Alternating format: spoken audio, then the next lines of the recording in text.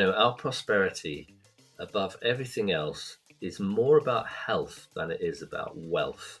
So when you retrofit someone's home, in many cases, there are these interesting pieces of research that find there are really substantial benefits that go to the NHS. It's about ecosystems, biodiversity. It's not just the zero carbon economy. We actually have to have a sustainable economy, which means really looking across the board. Welcome to Emissions Impossible. I'm Kim McAllister. And I'm Tim Jackson. Everybody get up. I am a broadcast journalist, but Tim, you have a much cooler title. Well, I don't know if it's cooler, it's definitely longer. I'm a professor of sustainable development at the University of Surrey, and I lead a research group which is called the Centre for the Understanding of Sustainable Prosperity, CUSP. CUSP, you're on the cusp. What are you on the cusp of? We're on the cusp of change. We're on the cusp of transition to net zero, or possibly zero. Wouldn't that be nice? Imagine a world in which there were no emissions. How are we going to get there? Well, it's really interesting that this is so topical at the moment, because I remember a conversation that I had back in, I think it was the late 1980s, when Greenpeace actually commissioned a piece of work for us on 100% carbon-free economy. And at that point, nobody was ever thinking in those terms. So, to some extent, it's progress. It's a pity we didn't move further towards that impossible goal in the 30 years since then. But it's really, this is really a conversation of its time. The economy that we need has got to be essentially, by the end of this century, not just not putting carbon into the atmosphere. It's basically got to be pulling carbon out of the atmosphere, and that's something we have not done before. No, it's a big change, but this is something we're going to discuss as we go through the episode and introduce the guests. It's a scary change, but it's also a massive opportunity, isn't it? It does have opportunities, I think, and it has co-benefits. It's not just the climate that's going to improve. It's actually going to have benefits in terms of our health, possibly in terms of our economy. It's going to have benefits in terms of the quality of our lives, potentially, and as we begin to devise living environments that are actually more livable, better, pleasanter places to be. And it's also, of course, going to protect the future for our kids and for their kids, which is a plus, I would say. And you've written a book, I think, Prosperity Without Growth. Tell me about that. Yeah. I've written a couple of books on the idea that we might go beyond economic growth as our guiding principle. Prosperity Without Growth was actually written over a decade ago, when I was Economics Commissioner for the UK Sustainable Development Commission.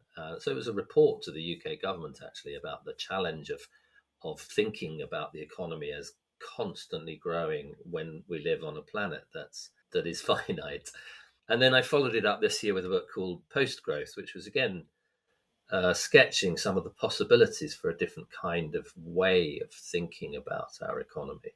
One of the things that came out of that, and it was partly because I was writing it during a totally unprecedented health pandemic, is this idea that actually, our prosperity, above everything else, is more about health than it is about wealth. And of course, when you think of it in that way, that leads you to a very different principle for organizing the economy. If you think prosperity is about wealth, then you just want to go out and accumulate wealth and get richer and richer and then have more and more GDP. But if you think about prosperity as being about health is never about having more and more of stuff. It's about finding a balance. And that sense, actually, of this is what we have to be trying to do, finding that balance in our own lives between having too much and too little, the balance at the society level of being able to draw from the environment, but not to trash the planet. And organizing our economy actually in that way and thinking about prosperity as health is I think is the foundation for thinking about this world that we're moving into, and finding principles that could help us structure our economy in that world. It's a lovely thought. It's a much nicer way to measure success, I think, but I can see what a shift that's going to require. Are you seeing that shift happening? It's interesting you should say that, because I think we did in the pandemic a little bit. We kind of sort of said at the point at which push comes to shove, we're going to protect people's lives.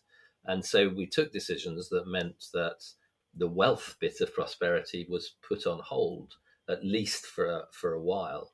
And the health bit of prosperity was really brought to the forefront. So you could say we had an object lesson in prosperity as health through the pandemic, and we did very different things there. We restructured supply chains, we provided people's livelihoods in different ways, we invested in hospitals and the care sector, and we thought about what was needed to protect that prosperity, and we even found the means to pay for that, at least in the short term. So these were all really interesting. I think they can be seen as precursors to this challenge that we're now facing. And I think I think what science is telling us is that this is an even bigger challenge, this challenge of combating climate change, because the damage and the cost, not just to the planet, but to human life, of runaway climate change is so devastating. And so I think we can take a lot of those principles that we learned through the experience of the last couple of years and put them into practice to create this transition. So I like that we're leaning towards the positives, because that's what we're trying to do with this whole podcast series, is highlight all the work and innovation that's going on all around us. And the first person I wanted to bring in was Dr. Anna Valero from the London School of Economics. She's funded by the Economic and Social Research Council, and she is absolutely convinced that this is an opportunity.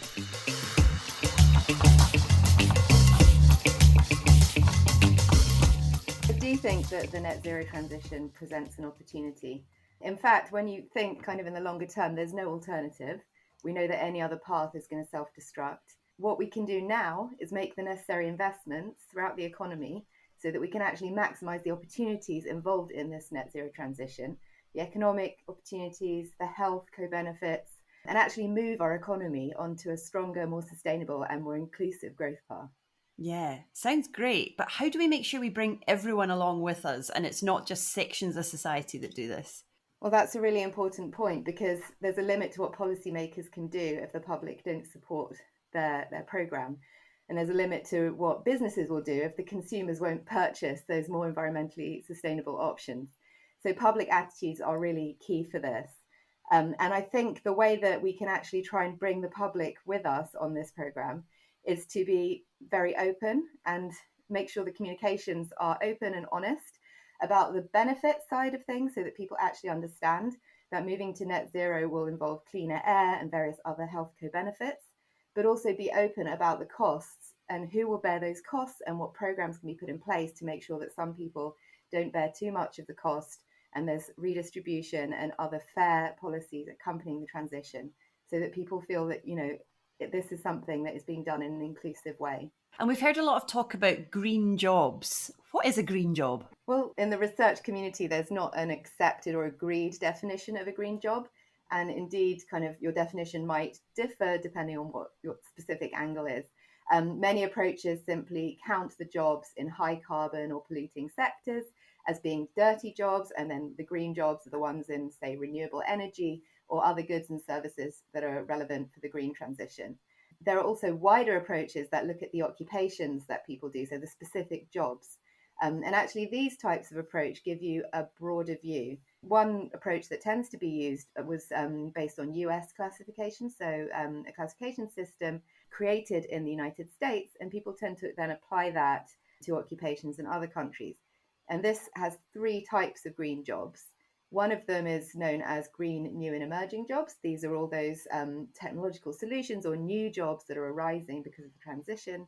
So you might think of someone like a wind energy engineer or a solar panel installer. Then there's jobs that are classified as green enhanced skills. So these are jobs that already exist, but the transition will imply that new skills are involved. So there'll be some upskilling requirements in those jobs. And then the kind of broadest category of all, which can be considered indirectly green, is known as green increased demand. So these are jobs that are really no different from non-green jobs, but we consider that the transition will mean there's more demand for this kind of occupation. So an example might be a chemist, a material scientist, or an industrial production manager. I see. Okay. And so, given that that was a kind of a US definition, when we're thinking about the UK economy, where are our opportunities? Where can we really shine? Well, when we think about the opportunities in the UK, I suppose in our work we've tended to think short term and then medium to long term. In the short term, we know that a lot of the net zero aligned investments we need to do, according to the advice from the CCC, involve a lot of investment and job creation in the short term. So, for example, in electrical vehicle infrastructure, constructing that, rolling that out, charge points, energy efficiency upgrades in homes, renewable energy infrastructure, continuing to roll that out. When we think also about restoration of natural capital projects and also active travel infrastructure. So these are all jobs that we know that the investments can be made quickly. We know what we need to do. And in many cases, the evidence suggests that they will create jobs in the short term as well, often in construction installation type jobs. Mm-hmm. But then, of course, beyond the construction phase, there will be maintenance. And this is kind of one of the key things when we think about what those jobs are now and what does it imply for people's career paths going forwards, past the immediate installation phase through to kind of maintenance. But of course, we also look to the medium term and longer term, and that's where we really think of the UK as an innovation intense economy. We have a lot of strengths in our innovation system. We've seen that through the coronavirus crisis, how UK science has contributed to finding solutions. And we know that the UK has strengths in the types of innovations that we need to address climate change as well. In our analysis, we've tended to look at those relative strengths by looking at patenting in technologies that are relevant for net zero. And we see that relative to other countries, the UK has strengths, for example, in wind and ocean energies. Also, we appear to have strengths in carbon capture, utilization and storage. So these are areas, if those kinds of areas also generate economic benefits in the UK, that suggests this is a growth opportunity that we can actually build on those and access growing international markets and therefore increase kind of growth through export opportunities and accessing those markets. Yeah, sounds very positive, sounds very encouraging. I just want to pick up on the natural capital that you mentioned. This is something I'm hearing a lot about, but could you just explain what is natural capital and then what's the potential in that? Well, natural capital is, I guess, any asset that is provided to us by the natural world. And for example, we know that forests are a key way of absorbing CO2 from the atmosphere. So there are lots of projects that we can do to restore our natural capital, whether it's restoring peatlands or planting new trees. And of course, this is necessary both for the transition, if you look at actually our plan for reducing carbon emissions, but also there are many co-benefits that would go with this. I mean, I think, again, we've seen through the pandemic how people value open space, how open space is good for well-being, how clean air is good for us. So that, again, this is an area where there are lots of co-benefits. To actually have a more pleasant and naturally restored country is good in many ways, over and above addressing climate change. Yeah, I think this is such an important point, isn't it? It's not a singular goal, we must reduce emissions. It's a sort of multifaceted goal. We want to do lots of different things all at once, don't we? And that's quite nice to think that all these things come into it. Yeah, I think we have to think about sustainability more broadly. So it's about ecosystems, biodiversity. It's not just the zero carbon economy. We actually have to have a sustainable economy, which means really looking across the board at how we can protect our natural environment, which ultimately we depend on as well. And I totally agree. I mean, during the pandemic, the first lockdown, what would we have done if we hadn't had parks and forests and hills to escape to? I think we would have all really, really suffered. So I think you're right. I think people are definitely more aware of the benefits of that. And then active travel as well. What would you like to see, or what's your research telling you about this? Well, with active travel infrastructure, I guess, that's where we know that if we have more safe cycle lanes, for example, that might encourage more people to cycle. This will reduce emissions and reduce congestion in town centres. And then that will also have logistical benefits in the sense maybe people are less congested on their way to work and people get to work quicker, potentially in aggregate. Obviously, the individual person cycling might take a little bit longer.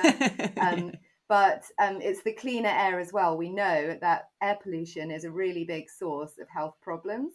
Mm-hmm. And we know that inner cities can be very congested. Often it's poorer areas that have worse air quality. So that's really, again, kind of emphasizing the fact that cleaner air is good for us, it's good for our health, and it's good for our productivity as well. Yeah, I got a bike recently and I have tried really hard to replace short journeys with a bike, and it's so much fun apart from anything else, isn't it?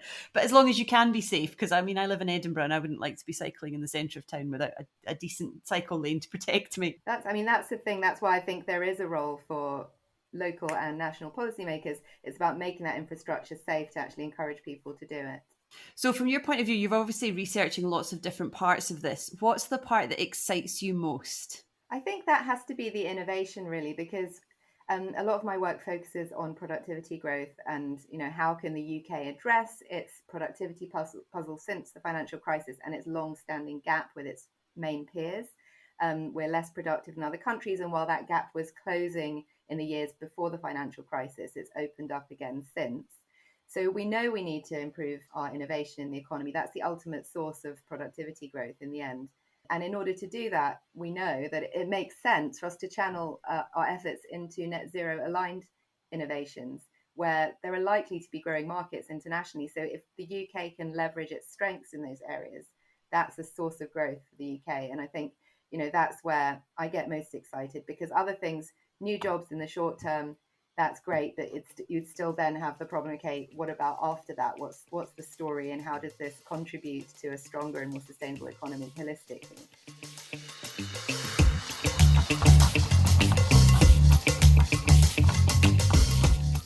So that was Dr. Anna Valero there from the London School of Economics.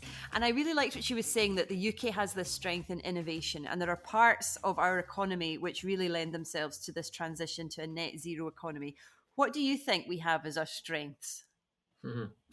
I mean, she's right, of course. Innovation has been the foundation for the UK's economy, and in very particular areas. We were leaders in the early days in renewable energy technologies, and still could play that leadership role in the world. We were leaders in the digital technologies in many cases as well, and those digital technologies will definitely be playing some role in this world. I think there's a really interesting reflection that I have here, which is that the UK was the first nation in the world to go through the Industrial Revolution. And the Industrial Revolution was built on fossil fuels. And so we definitely have a kind of what you could call a historical responsibility for the challenges that we're now facing. And I think we therefore have the potential to have a historical responsibility for leadership through the transition. And the UK did do that actually in kind of 1993, I think it was, at the Kyoto Protocol, and in the setting up of the Intergovernmental Panel on Climate Change, and in the changes that we've made on the production side, I would say, of our economy over the last little while, where we have brought emissions down. We have not yet gone far enough. I think that's what I would say. We have not yet gone far enough. We haven't lived up to that historical responsibility to move as fast as is needed into the low emissions economy that we need, the net zero emissions economy. And so I think in a way, our ability to innovate, our ability to be at the forefront, our ability to take leadership is now, it hangs a little bit, I suppose, in the balance. It hangs a little bit in, are we going to have the political courage at this point to say we need a different kind of economy? Are we really going to move in that direction? And there's another interesting point about that. In the same way that we became the first economy to industrialize, our economy has also been going through a different kind of transition, in that our productivity growth over the last couple of decades in particular has begun to slow down. So perhaps we're becoming the first economy to post-industrialize and to move into a different kind of economy. And I would like to see that. I think I would like to see us, take that leadership. To pick up the point about, prosperity as health, I would like to see us move into a green economy in which green doesn't just mean, new technologies like wind power and solar power and digital technologies, but it also means an economy in which we put people first, in which the the care sector becomes an important part of our economy, because actually it's a very low carbon part of our economy. It employs a lot of people, and it speaks directly to prosperity as health. So a shift out of this industrial, let's produce and consume as much as possible, into an economy that is an economy of care, of caring for people. And the most interesting part about that is, because the economy is built around people working in the economy, it's less built around people just producing and consuming stuff. It would be nice, wouldn't it, to be making up for the fact that we started the mess with the Industrial Revolution and we're now beginning to clean it up. But, lots of people are suspicious about what it's going to look like, what it's going to cost, both financially and personally. What do you think people's concerns are? Well, I think they're very legitimate concerns from people who feel that they're being asked to give up something. They're being asked to give up a quality of life or access to certain kinds of goods, and particularly where the people who are asking them to give up that access have a great deal of power and status in society, probably a lot better off than the people who are being asked to do it, and actually should be showing leadership to the country, rather than sort of asking other people to give stuff up. And so there's no position, I think, where you sort of say, well, let's ask everyone in the world now to just do with a little bit less. And the only really legitimate position, I think, is for governments to be, and industry, to be providing the infrastructure for a better quality of life, a more livable quality of life, a nicer towns and cities and environments, and stronger communities, and better health systems, and a protected environment in which everybody can enjoy. This impossible mission actually would have some extraordinarily beneficial outcomes if we organize it in the right way. It does feel like we're all living through the hangover, and some of us weren't even invited to the party. The youngest generations are the ones that are taking this much more seriously, you would think, just from sort of evidence across the country. Well, that's true. And I think that, that kind of responsibility for younger generations is something that politicians have to take seriously, and an older generation has to take seriously as well. And I'm kind of blown away, really, by the way in which the younger generation has been able to articulate its concerns and to push for change. Absolutely. Well, now I would like to bring in research fellow from Leeds University, Andrew Sudmant, because I asked him what he thought the suspicion was all about. He is also funded by the ESRC.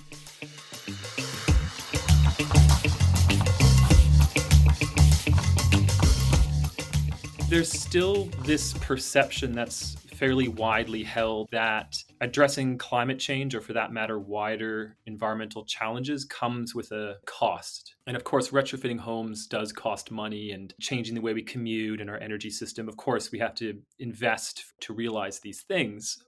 But there are also these just tremendous opportunities to be had. So when you retrofit someone's home, in many cases, there are these interesting pieces of research that find there are really substantial benefits that go to the NHS, because if you have someone who's not living in a cold home, they're less likely to get ill and to use the NHS. If you move somebody from their diesel car to riding a bicycle, that person gets more exercise, and their neighbors don't have to deal with quite, some marginal decrease in the amount of diesel fumes in the air. So there are these things that that we call co-benefits as researchers, but it's kind of silly to call them co-benefits, because clean air and clean water and a nice home to live in, those are actually the basis of a decent, happy life. Those aren't sort of co-benefits or some sort of side thing to think about. Yeah, exactly. It's like the basics that we want to achieve, Right? And this is such a huge global problem. We're talking about the whole of the UK in this podcast, but what are the kind of local opportunities? What can people do within their communities, or how do you see this developing? Yeah, that's a great question. So I think there's some different pieces of work that I've been involved in that maybe shed some small amount of light on that. Some of the work we do is looking at cities and trying to understand how they can address climate change. So there's almost everything we engage in every day uses energy, and by using energy, it unfortunately affects the climate in some way. So there are a huge number of actions. We try to think which ones make more of a difference and which ones are more costly. From that work, you find that there's kind of a common story across the UK. So there's a lot of homes that need to be retrofit, and there are some kinds of scary stats. So it's something like we need to retrofit a home every 28 seconds or something like that by 2050, which is just, when you think about that kind of stat, it's actually a bit overwhelming. And that's those homes are obviously in every community, but then you find stories that are quite local. So in Leeds, where I work, there are lots and lots of back-to-back row houses, and there's a real opportunity there for neighborhoods to come together and to retrofit all of their homes at once, because everyone's wall is somebody else's wall. So the two neighbors really have to coordinate for that to happen. And if two coordinate, it makes more sense if three coordinate, and then the costs of the whole thing fall if everyone comes together. So in Leeds, that's a big opportunity that we need to start thinking about. We're working in Manchester, and there's a lot of great things happening, and there's even more opportunity that can be realized towards non-motorized transport. So walking and cycling, supported in some cases by buses. In Liverpool, there's some interesting things already happening, and there's more that can be done for the development of a heat network. So having pipes that go building to building that share heat, and then have one place where all the heat is coming from. That's very efficient and low or zero carbon. You see a story that's a need for lots of actions, key actions that have to take place in transport and buildings. But in each place, there's a bit of a different story. And that's something that I think is really interesting. Yeah, you can see just the geography of certain regions lending themselves to, a hilly city, people are maybe going to be less likely to cycle, but, there's other things that can be done exactly. And then there's this really lovely headline of putting people before profit. Can you break that down a little bit for me and what that actually means in practice? Yeah, well, that's another really good question, quite a big question. So I wouldn't pretend to have the full answer to that by any means. But what occurs to me is that there's a lot of different ways we can create a zero carbon society, a lot of different paths we can take to realizing that goal. But I think the context in different places means that different approaches and actions are more and less appropriate. And I think there's something really important about, to find the right path. I think we really need to make individual communities feel that they have a voice in the decision-making process. And that's something that's really key, both towards, ensuring that we get the right, the future that communities hope to have. And then also as something more in a more narrow sense towards just overcoming this challenge. Just, our ability to realize change is very much dependent on people feeling that they have buy-in and feeling invested. When it comes to climate change, it's this thing that has this tremendous, the tremendous scale of change that needs to happen. So, as I said, every 30 seconds we need to retrofit a house. But then there's also this tremendous scope of what needs to change. So it's, from the places we live to where we work to, how we recreate and the foods we eat, all of these things, unfortunately, are kind of all tangled up in the story. To put people before profit, I kind of think about, that's about this wider story of how do we create the kind of community we want. The place-based climate action network, which is based at Leeds, in Belfast, and Edinburgh, as well as being based at LSE in London, is also doing a lot of work on this. So at the core of their work, they develop climate commissions, which are what are described as a critical voice for the local government. So they're not part of the local government, but they bring together voices from the community, regular people and companies and members of the university, to try to think through some of these challenges and put together a roadmap of how these wider actions can be, wider members of society and stakeholders can be part of the change that we need to take place.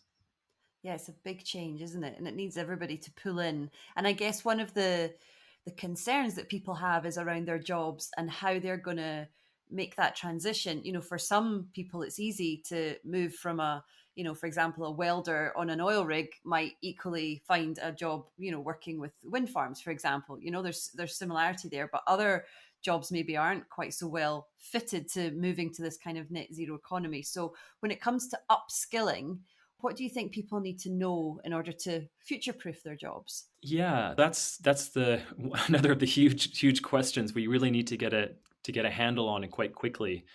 We did some work looking at the geography of green jobs in the UK. And for that work, what we wanted to do was to understand the skills that are involved in a green job. About 80% of people, they're certainly going to be impacted by climate change, but they're not going to be directly affected. The example that's always given in this context is the person who maybe cuts your hair when they leave their job, and certainly in parts of their job, they'll be affected by climate change, but in their immediate work, their skills don't need to change. But then there are two other sort of very large groups of people. About 10% of people fall into this upskilling group, which is what you mentioned. And then 10% are people who already have these skills. And this first set, these people with green skills, is interesting because, as you bring up, some of these people are not necessarily in what we call a green job. So somebody who has skills working offshore, the probability right now is that they work in the oil sector. So the challenge there is, how do we make sure that person has the right, how do they know about these other job accreditations? And then second, how do we make sure they have the right accreditations and probably have the right skill set, but there can be all kinds of other sort of institutional barriers to get them into the right position. And then there's a group of people who might need to kind of adjust their skills. And for that, we really need, I think that's really one of the big challenges right now that we need to be focusing more on. So there's a lot of people, we need a huge number more people who have the skills to install heat pumps and to retrofit homes. In that case, we probably need wholly trained new people because we need a lot more people. In other places, what the challenge is about helping to upskill people in their current positions. So we find, for example, people who work in the real estate industry currently, as far as I'm aware or understand, you don't need to have a huge amount of expertise in understanding building codes and climate risks. But those are places where people in those current positions need to develop their skills more as we move to 2050 because we need that part of the economy also to be supporting the transition. Mm-hmm. And for the people who are concerned that their job may become obsolete or that their skills may become outdated, what do you think they should be focusing on at this stage, sort of early in the transition? Well, early in the transition, I think you should have a couple of things in your mind. The first is that there are a huge number of opportunities being opened up by the transition. I think sometimes when we think about green jobs, the transition, we think about people who install solar panels, and they're certainly part of the transition. But the truth is that, in the sort of best case or most ambitious or ridiculous scenario, they're 0.1% of the workforce. What are our current passions today, or what are our skills today, and how might that be affected if energy prices were higher? How might that be affected if new climate or energy efficiency regulation in the area that I work? And for some sectors of the economy, if you work in the fossil fuel industry, then you should have in your mind that this transition will require really substantial changes in that sector. And so there's a lot of support that's being developed from NGOs and also from universities and also formally from local authorities and the government to support the transition to other sectors. Yeah, I'm just thinking of our situation where, I work from home, I work remotely. My carbon emissions are probably just from my home. So I'm feeling, positive about that. But my husband works in the car trade. He sells cars, and he sells a brand of car that doesn't have an electric vehicle yet. So I'm thinking from his point of view, he needs to think about perhaps skilling himself up in that area, right? Yeah, absolutely. And I think that's quite a good example of a sector where the pace of change is remarkable, but there are very few, if any, pundits who are saying there'll be no cars in 2050. It's just that there'll be electric cars, and we're already seeing that transition. And it's one of the more optimistic stories that's coming out of the transition right now. Well, he is actually just switching to an electric vehicle next Friday, which is very exciting because now we need to plan our journeys around where the charge points are. So that'll be new for us. But yeah, it is. It's all happening really quickly, isn't it? And I think it's important to highlight that it's a positive transition. There are hurdles, there are obstacles, there's going to be challenges. But I think if we prepare now, and we think about how our jobs will change, that there's lots of support out there, isn't there? Yeah, absolutely. There's a growing number of organizations that are supporting individuals as they transition. And there are a growing number of people who have had the experience of transitioning. And so I think, speaking to your colleagues and speaking to your friends can be really informative in this area. So I'm from Canada, and I've lived here now for 9 years. And in Canada, we have a big oil industry, and lots of my friends ended up there. But a similar story is happening where lots of them are transitioning to other things. And it's not, some of them are very environmentally conscious and are doing this because they want to be on the leading edge. Others are doing so for other wider, totally normal reasons. But the point is that around us, this is happening, and it need not be something that's scary to transition or to upskill.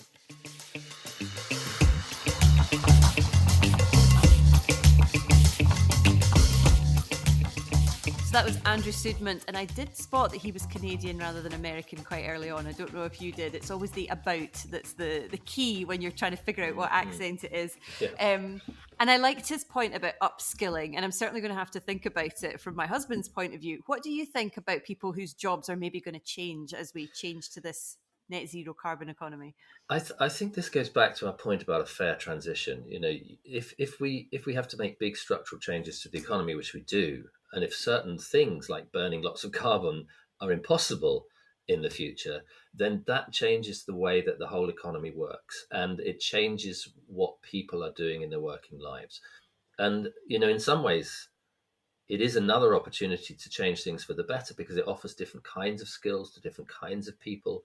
And it puts some of the people who in the past maybe we haven't thought about as being important to society, or haven't thought about it enough as being important to society. For example, there are certain kinds of jobs that are incredibly important.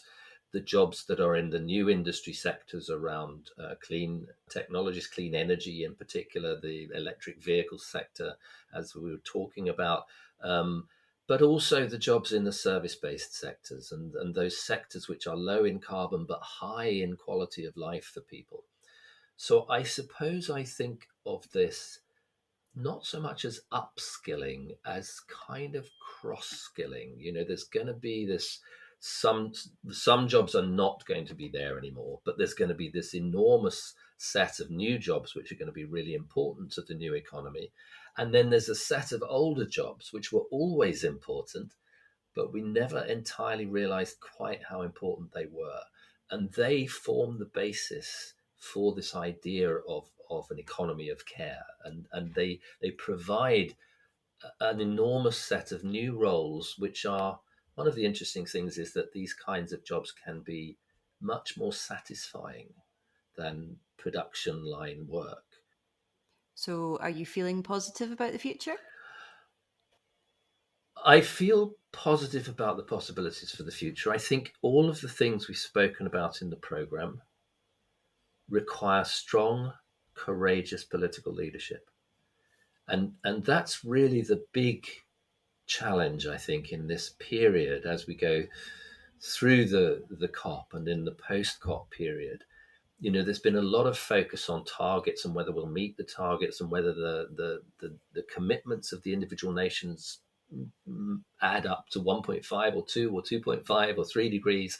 And lots of complexity around that is very difficult to grasp for ordinary people.